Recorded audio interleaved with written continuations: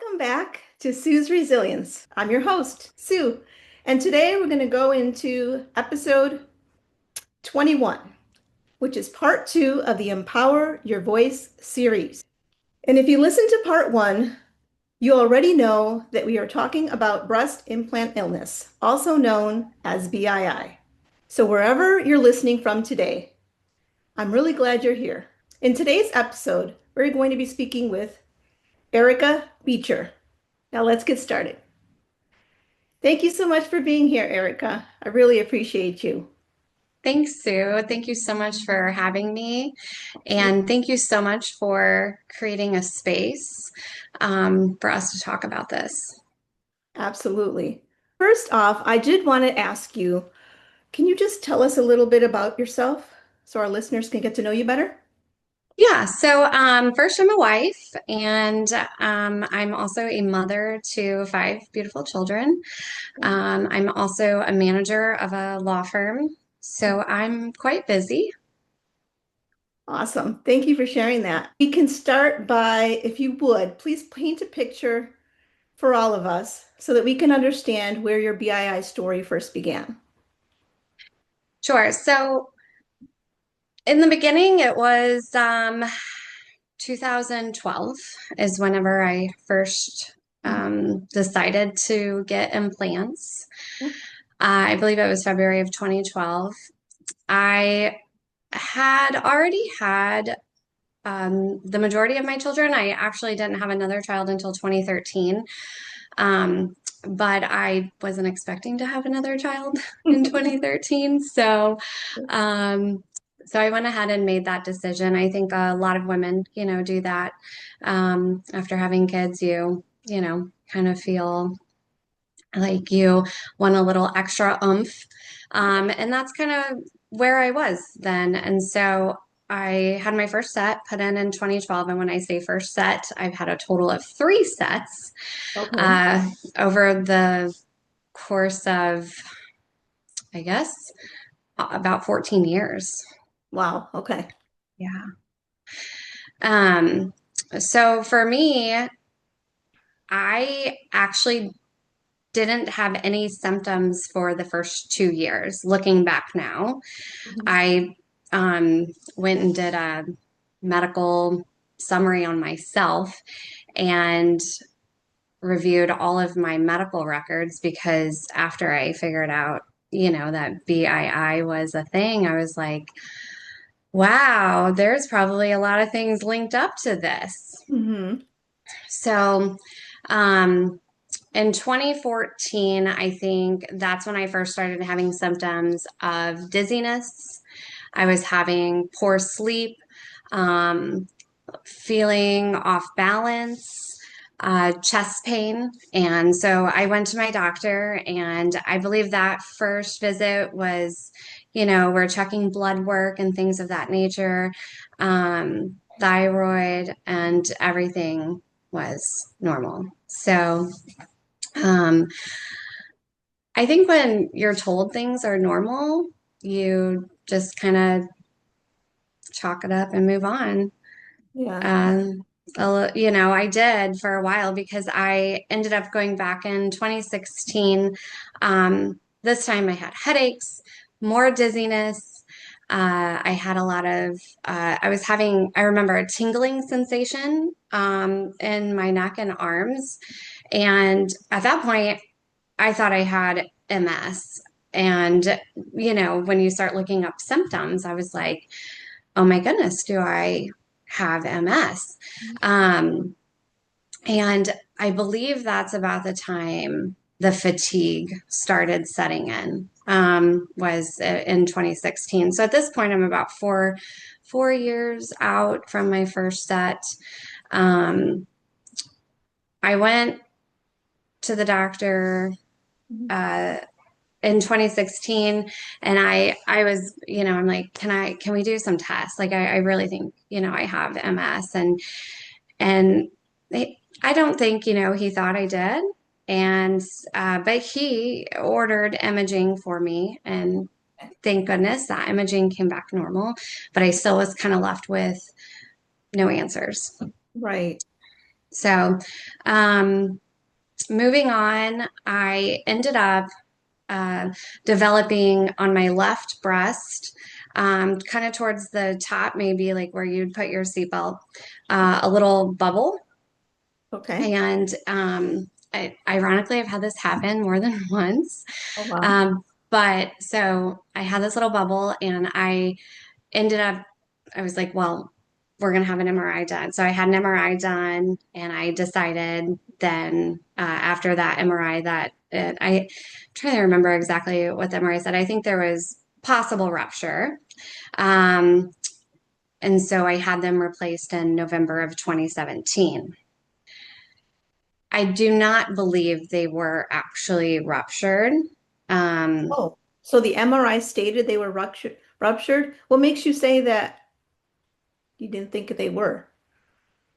well, when I had them taken out, I was told that they were not ruptured. Oh, okay, okay. So I think maybe I don't know if like the integrity of the implant or something, but there was like a little, just like a little bubble. It was kind of, kind of weird. Hmm. So, and I also, at that point, my first set I had put in above the muscle. Okay. And so in 2017, when I had them replaced, I just had them take them out and put them back in above the muscle again.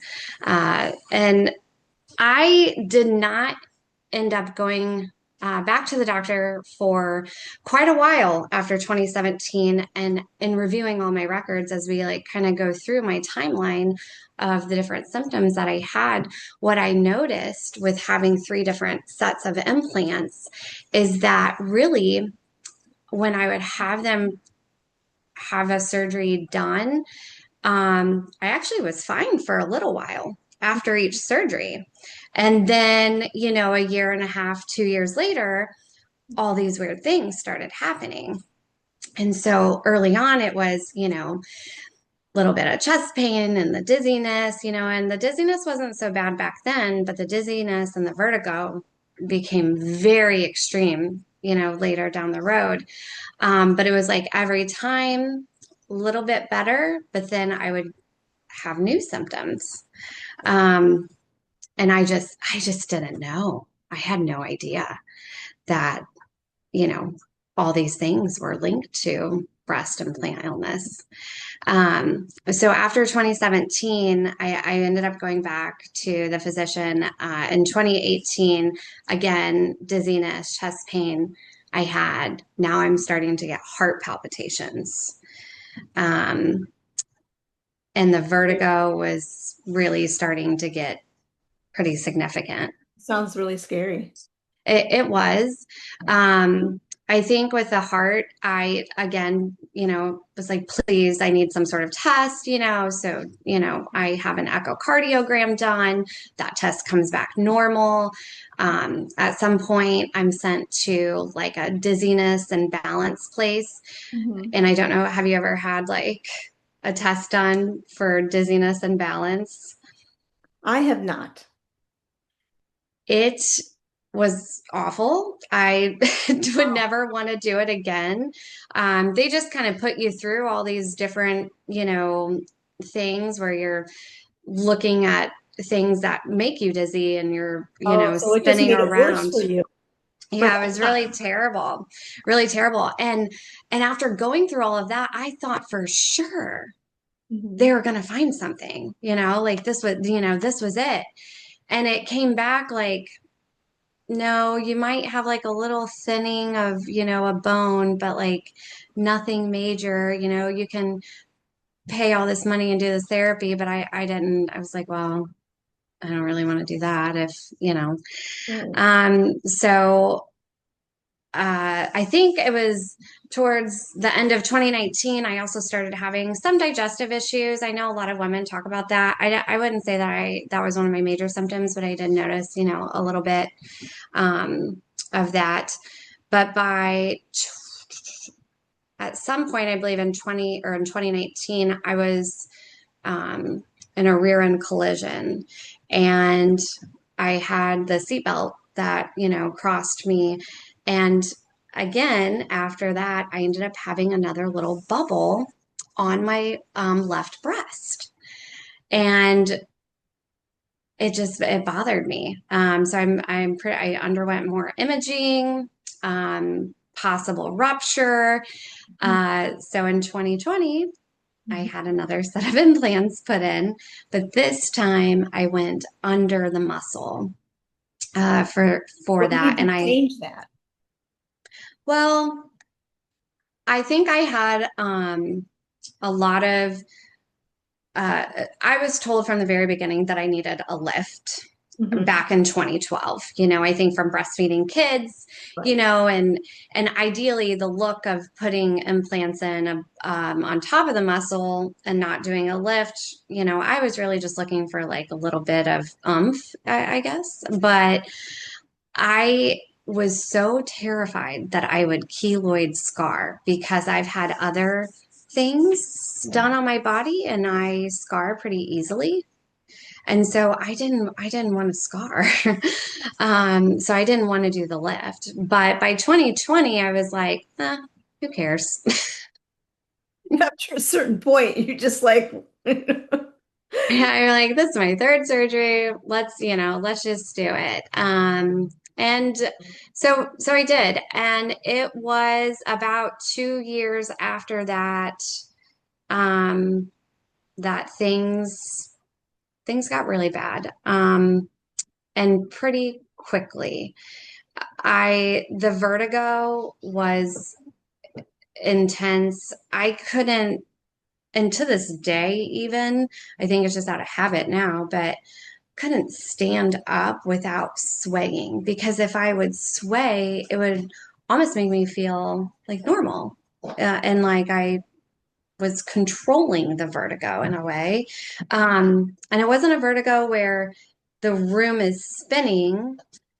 Sometimes it was like a vertigo where I felt like I was falling. Um, and it was very weird. There was a constant buzzing, I guess, a constant fullness. And I feel like that was like a combination of the fatigue and the vertigo together. I had really strained eyes. I felt like my eyes were constantly red every single day. I was using eye drops. Um, I was having joint pain in my knees, um, sometimes in my low back and my hips. I would work out and I would do one workout and I'm like, I feel like it's going to take me 2 weeks to recover just from, doing one workout because your muscles hurt so bad. Um, I had encountered the last 2 years the inability to sweat from any part of my body. And that's when things started getting really scary for me because I would be outside. I remember specifically going to spend some time with my son for his birthday, and it was in September. We were going to a corn maze. And I wasn't being super active. I wasn't running or doing anything like that. And I'm with all my kids, and we're walking out to this corn maze, and it's a beautiful day. It's probably 80 degrees outside, fall day, and I'm walking in this corn maze, and I just felt my heart just like kind of beating out of my chest, and I looked down at my watch and my heart rate's like 160. And I just was like, what? And then the panic kind of sets in, and I'm like, I'm in this corn maze. How am I going to get out of here? And then my heart rate gets higher. But originally, I think it was so high because I was so hot. Like my body would not release any perspiration to Yeah. sweat. That's incredible that that was one of your symptoms. Yeah. And I,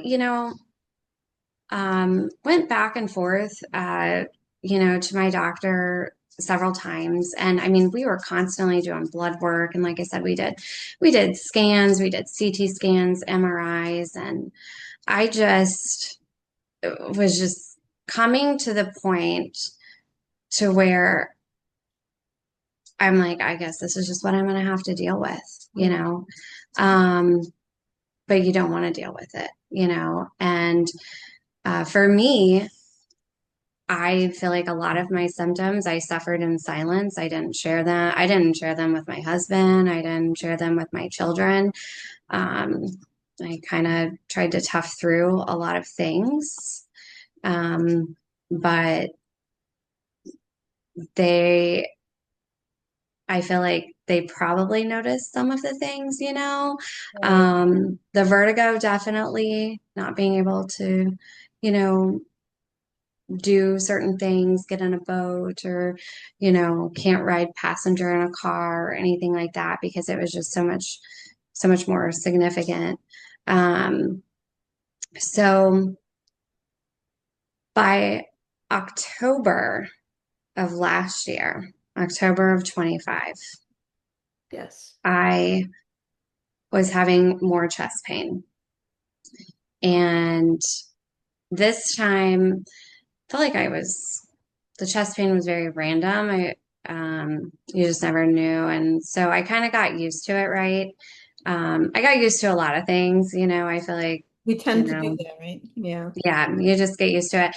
And I mean, I got used to, you know, hearing, oh, you have depression, you have anxiety. And, you know, now I'm looking back, I'm like, yeah, I did because nobody knew what was wrong with me. Right. Um, but in October of 25, I was having this chest pain and I was actually not super concerned, but as the day went on, it started kind of radiating and I was like, I just kind of told myself, I'm like, Erica, you're gonna be really mad if you drive home and, Mm. you know, something happens. So I drove myself, you know, to the emergency room and I only shared it with, you know, my husband and a friend of mine.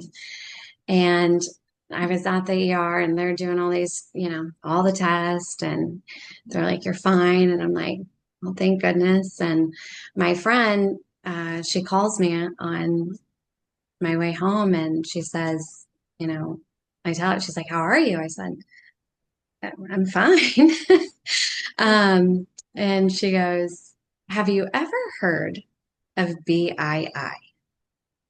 And that was the moment because I was like, no, no, I haven't. I've never heard of that. What is it? And she's like, it's breast implant illness. And I was like, huh? Is Right. that, you know, like what? And I I remember thinking like, I can't wait to get home and like research this. Like, what is this? Never heard of it. Okay. So now that you are getting the information from your girlfriend about it, well, she basically asked you if you've heard of it, but she didn't give you the information. You researched it, is that correct? Or did she give you some information on it? She told me a couple things, like she had saw something on social media from someone else that she knew, and just like maybe some, you know, because she knew some of the symptoms that I had had. She's like, ah, it just kind of reminded me of you. And so that was a Wednesday night, and I went home and immediately jumped on, you know, online and just started researching. Came across a few different Facebook groups, uh, and that that was the moment I went down that rabbit hole of okay, I can relate with this woman. I can relate with this woman. I can relate with this woman. And you're just hearing all these women talk about all the symptoms that they have. Um, And I remember in some of the groups, like looking, you know, seeing a lot of different surgeons' names. And I was like, oh, this is going to be, you know, this is going to be a bit, you know, like I got to talk to somebody about this. Mhm. And Dr. Sood's name was mentioned over and over again. Mhm. So, Um, oh, go ahead. yeah, go ahead. No, keep going. Um, so I think I filled out um, like their website, like a contact us form. Okay. And that weekend, I received a call from Dr. Sood's patient advocate, Laura, and kind of mind blown actually, because it's over the weekend. Right. And she called and she was so kind and she just wanted to hear my story. She wanted to know what's, tell me what's going on, and very comforting and very reassuring. Like, yeah, you gonna get you a Dr. Sood. And I, by that same week, I had a consult with him, and it was the it was unbelievable, because everything that I just told you and then some, I Right. was able to share with him. Okay. Um, and after I shared all that, he listened to my entire history of could this be, is this, because, I wasn't sure if all these things really could be linked, Right. to that. And he's like, you're very sick. And I felt that. I was like, wow, like I hear, it's funny. I never thought it in the moment, but hearing women say that they feel like they were dying, so true. Hmm. So true. Yeah. But for me, it was like I was dying alone and quietly, because Mm. it, none of it just really made sense for so long. Right. Now, did you have the support of your physician? I know that you said that your primary doctor, right, sent you for all these tests. Did she Yeah. have any clue, like once you brought that up to her, or did you bring it up to her? Yeah. So I brought it up to him like after I met Dr. Sood, because I had to go for a pre-op, and he was on board. He was like, I think it was kind of like a oh moment, and even uh, after I had my explant, going back to see him, and already, because he helped with some of my aftercare, um, being able to share with him, like, so I'm already feeling better with this and already feeling better with that. And just seeing the smile on his face, it was just like, it was just such a great moment, because it was this journey of like, we don't really know what's going on other than you have anxiety, you have depression, and I'm stubborn. Like I won't take any medication like as many times as, they want you to. And I'm glad I didn't, honestly, because that just tells me right there that my gut, my as Laura would say, your God-given God gave the gut. gut. It was That's our right. connection. It was right. And I'm so grateful, looking back through all of this. If I could go back and like not go through all this, of course, I would want to do that. And that's why I think it's so important to share Mhm. um, our testimonies of what we went through, because women need to know. I didn't know. I didn't know until somebody said, hey, have you ever heard of BII? And if you're not looking for it, you might not find it.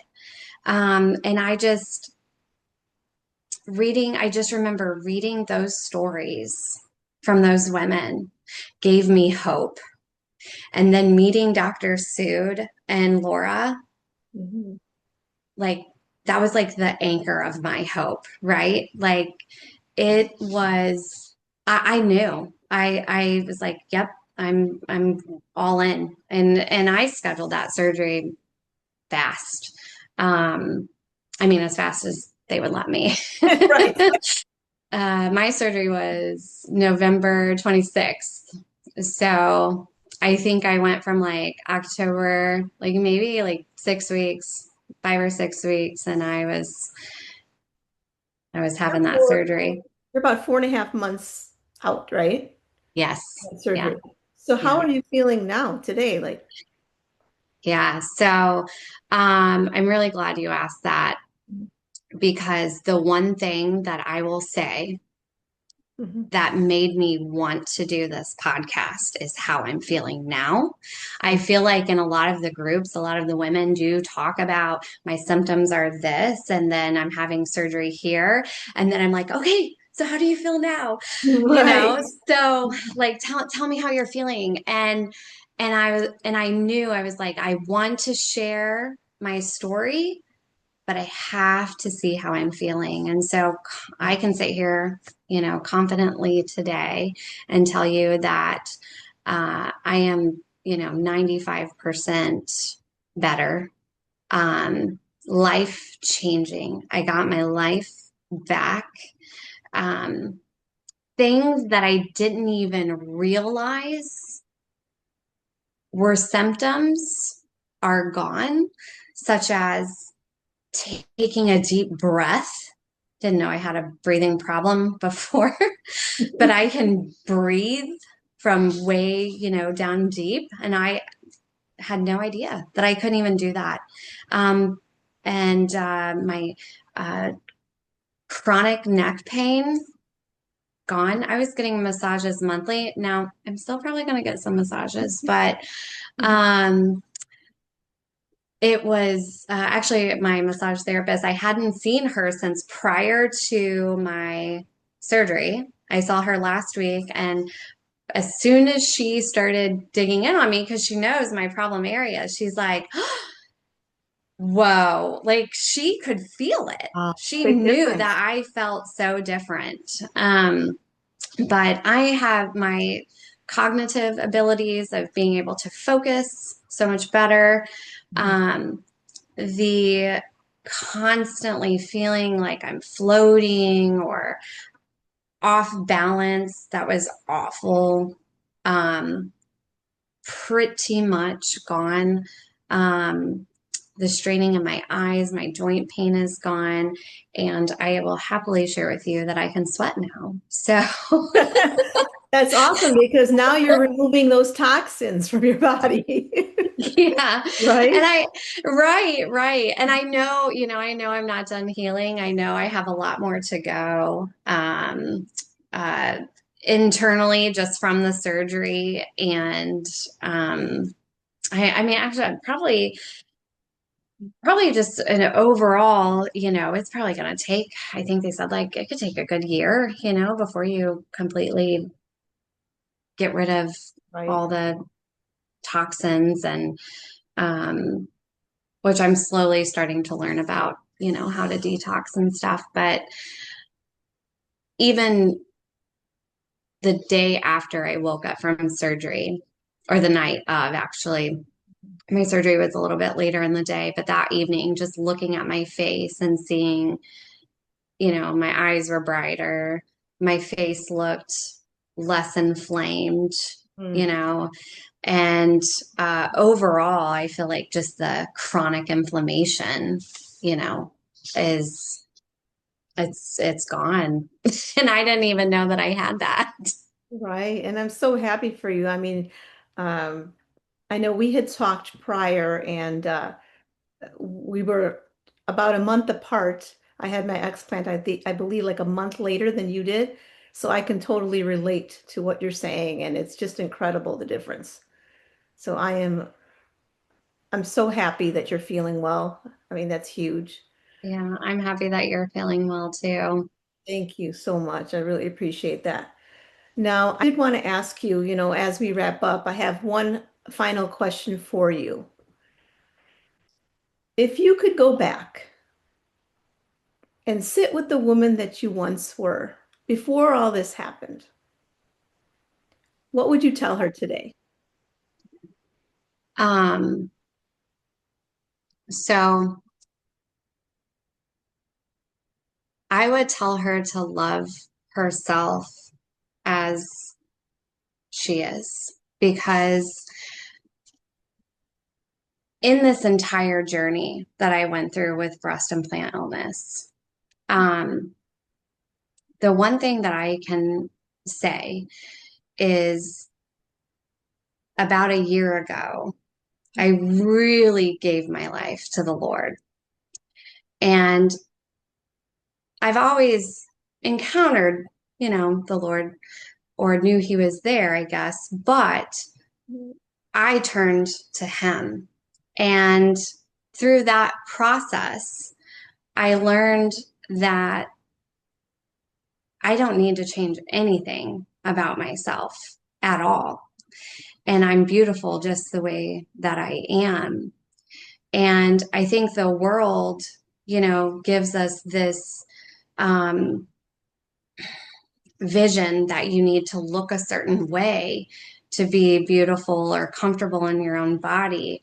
But for me, I would go back and tell my younger self, like, you're beautiful just the way you are. This is how God made you. And um, don't do it. just don't. So, but God is good. And, he, throughout the year and this entire year, sorry, I say this year, but it was actually last year of 2025 when all my symptoms were all the really bad ones were like really in chronic flare. And that is when I, really started diving into my faith, not even realizing that eventually he led me to where I needed to go. And I'm so grateful for that because I truly believe that all of that happened for a reason, and how it did now, like it all just clicks and it all makes sense. And I'm just really grateful for that. Wow. What you shared there, that was full of wisdom and truth, and I appreciate you sharing your story. So thank you again. Thank you. I know that you will help so many women listening, and that makes that makes me proud, and I'm sure that makes you proud as well, you know? Yeah. Yeah, I think and it's not one of those, I really put a lot of thought into this. I really just wish I would have known, I think, everyone is their own person, and, everyone has the right to do what they want to do. And I don't think, this illness affects everyone. Um, But I think it's so important that if, for the women who do have implants, who are going through any type of weird symptoms that doesn't make sense, they need to know that this is something that, uh, at least to me, Mhm. is very real. And to several, thousands of other women, that you can find to talk about this, that this, it's real. Did did it fix all of my symptoms? No. Did it fix 95% of my symptoms? Yes. That's awesome. Yeah. As we close this conversation today, I want to leave you with a verse that reminds us, I should say, where our strength comes from. I can do all this through him who gives me strength. Philippians 4, verse 13. Thank you so much for listening. And if today's conversation resonated with you, I'd be so grateful if you'd follow the podcast and leave a review. It truly helps these conversations reach more people. Remember, resilience lives within you. Until next time, with love and light.